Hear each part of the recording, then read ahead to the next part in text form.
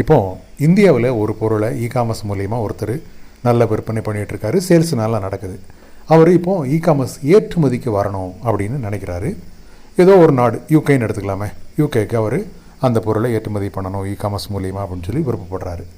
So அப்போது அவர் இந்தியாவில் விற்பனையாகக்கூடிய அதே பொருளை அப்படியே யூகேக்கு எடுத்துகிட்டு வரார். அவரோட நினைப்பு எப்படி இருக்குன்னா, இந்தியாவில் கண்ணா பின்னான்னு சேல்ஸ் நடந்துகிட்ருக்குது. ஸோ யூகேலையும் இதே ப்ராடக்டை சேல்ஸ் ஆணுச்சு அப்படின்னா அங்கே ரேட் அதிகமாக இருக்கிறதுனால நம்ம ப்ராஃபிட் பல மடங்கு அதிகரிக்கும் அப்படின்ற நினப்பில் எடுத்துகிட்டு வருவார். இது 100% கரெக்டாக அப்படின்னா கரெக்ட் கிடையாது. உள்நாட்டில் ஒரு பொருள் நல்லா விற்பனையாகுது அப்படின்றதுக்காண்டியே அதே பொருள் வெளிநாட்டில் விற்பனை ஆகணும் அப்படின்ற கட்டாயம் கிடையாது. ஸோ நாம் எந்த பொருளை இகாமர்ஸ் ஏற்றுமதிக்கு எடுத்துகிட்டு போனாலும் அந்த பொருள் அந்த நாட்டில் அந்த மக்கள் வாங்குகிறாங்களா, அந்த பொருளுக்கான தேவை அந்த நாட்டில் இருக்கா அப்படின்றத 2 பிளாட்ஃபார்ம் மூலயமா நாம் என்ஷூர் பண்ணிக்கணும். ஃபஸ்ட்டு பிளாட்ஃபார்ம் பார்த்தீங்க அப்படின்னா கூகுள் ட்ரெண்ட்ஸ்.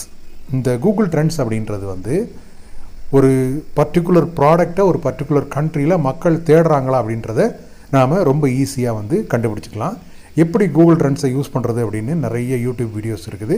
அதை பார்த்து சிம்பிளாக நீங்கள் 2 கீவேர்டை மாற்றணும். அதாவது ஒன்று உங்களோட ப்ராடக்ட் கீவேர்டை போடணும், 2வது கண்ட்ரி டிஃபால்ட்டாக இந்தியான்னு இருக்கும். அந்த இந்தியாவில் நீங்கள் எந்த கண்ட்ரிக்கு எக்ஸ்போர்ட் பண்ண விரும்புகிறீங்களோ அந்த இந்தியாவை ரிமூவ் பண்ணிட்டு அந்த கண்ட்ரியோட நேமை டைப் பண்ணணும். ஸோ இதை பண்ணிட்டீங்க அப்படின்னாலே அந்த நாட்டில் அந்த பர்டிகுலர் ப்ராடக்டை மக்கள் தேடுறாங்களா அப்படின்றத உறுதிப்படுத்திக்கலாம். ஸோ ஒரு பொருளுக்கான தேடல் ஒரு நாட்டில் இருக்குது அப்படின்னா அதுக்கான நீடு இருக்குது அப்படின்னு சொல்லி அர்த்தம்.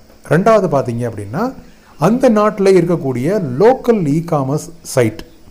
இப்போ அமேசான், ஈபேலாம் விட்டுருங்க, லோக்கல் சைட். இப்போ இந்தியாவை பொறுத்தவரை லோக்கல் சைட் என்ன? மீஷோ இருக்குது, ஃப்ளிப்கார்ட் இருக்குது, அதுக்கடுத்து பார்த்தீங்க அப்படின்னா அந்த அஜியோ, மிந்த்ரா, இந்த மாதிரி இது இகாமர்ஸ் சைட்லாம் இருக்குது இல்லைங்களா.